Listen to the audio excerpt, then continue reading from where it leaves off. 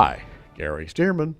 Time once again for an update from Prophecy in the News. This is being made on Friday, the 27th for July the 30th. And I want to talk a little bit about the Middle East. We have, for years, if not decades, many of us studying the Bible have noted that one of the signs of the fulfillment of prophecy in the Middle East would be the ancient prophecies concerning Gog of the land of Magog, featuring the territories of Meshech and Tubal, which of course are the ancient territories of what has come to be called Russia today. And of course, much prophecy talks about the northern invader. It talks about the strengthening of the northern invader, and that would be the invader who comes from the Caucasus Mountains and north. That, of course, would be Russia today.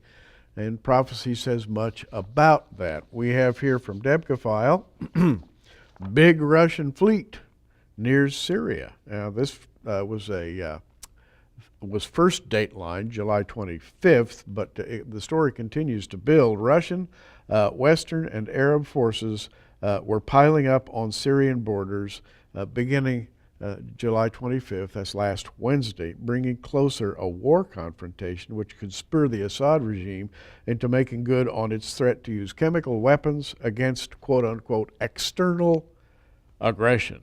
Based on this reading, Moscow added its voice last Tuesday to that of U.S. President Obama, warning Bashar Assad of Syria against using chemical weapons in view of, quote, its commitments under the international convention it ratified prohibiting the use of poisonous gases as a means of warfare, end quote.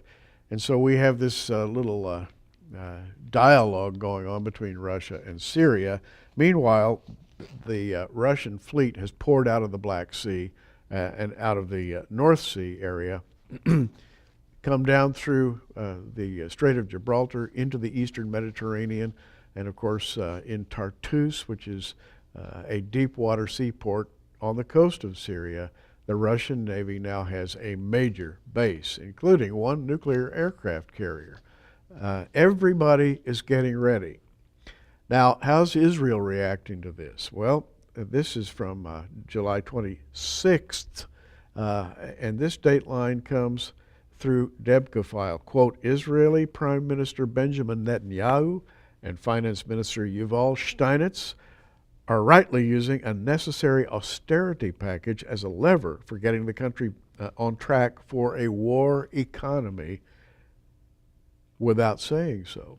In other words, says Debka-File, Israel is quietly putting the country on a war footing, which would be an austerity package of extreme means. That would include raising taxes. That would include not only raising taxes, but putting some goods beyond the public availability, diverting those goods instead to the armed forces.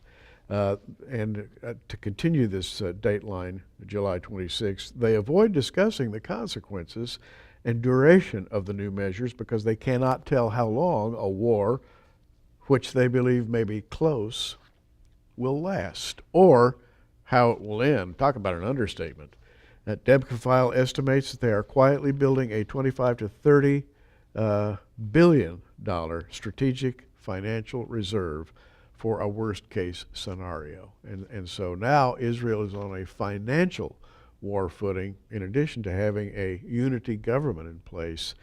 And so day by day by day, we get closer and closer to what all of us have seen coming for a very long time. In the meantime, we read from Debka-File, the IDF has now issued a report saying that Syrian chemical rockets, that is medium-range rockets laden with sarin gas, VX gas, even mustard gas, are cocked and primed and loaded and aimed at Israel. Our President Obama has warned Bashar Assad against making a tragic mistake. Senior military officers, to quote, referring to the Syrian Foreign Ministry statement, that Syria would use only chemical weapons against external aggression, found in it a direct threat by the Assad regime to turn those weapons against Israel. And so now you have Israel on a complete war footing. You have Israel literally under the gun. That is to say, these rockets loaded with chemical and biological agents could be in Israel in a matter of minutes. And only Israel's system, Iron Dome system, could defend them. And if there's a leak in that Iron Dome system, if something fails to protect them against a rocket assault, they could find themselves under a gas attack of major proportions in Tel Aviv, in central Israel, and that, of course, has been a matter of concern for a very long time. One other item in the Middle East is taking place in Saudi Arabia, and you need to know this. Put this in your list of things going on in the Middle East as you study Bible prophecy.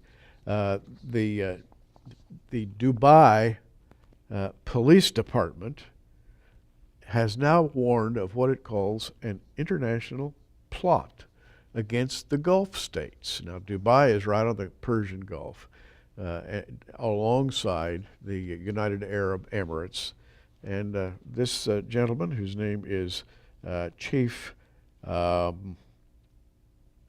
Khalfan, took me a moment there to get his name, has warned that there is an international plot to overthrow the governments of Gulf Arab countries, saying the region needs to be prepared to counter any threat from Islamist dissidents in Syria and Iran. And to continue his quote, there is an international plot against Gulf states in particular and Arab countries in general, and this is pre-planned, he says, to take over our fortunes. In other words, to take over Arab oil in the United Arab Emirates, Dubai, Kuwait, and so forth. And of course, there have been a number of tries in the past to do that. The agreements between the United States and the United Arab Emirates have been so strong that very few people want to take them on. However, now, with the growing threat of the Muslim Brotherhood, it looks like maybe some encroachment has been made. That's at least what this gentleman says, Dahi Khalfan, who is one of the major figures there in Dubai. He says they're going to try to come and take our oil, they being the Muslim Brotherhood. So the Middle East right now is a bubbling, boiling pot of aggression from one end to the other, from Turkey all the way south to the United Arab Emirates, all the way east through Iran, and all the way west across North Africa, Egypt, Libya. It's, what can I say? There is so much agitation, and every bit of it was predicted in Scripture. Well, keep looking up, everybody, because he's coming soon.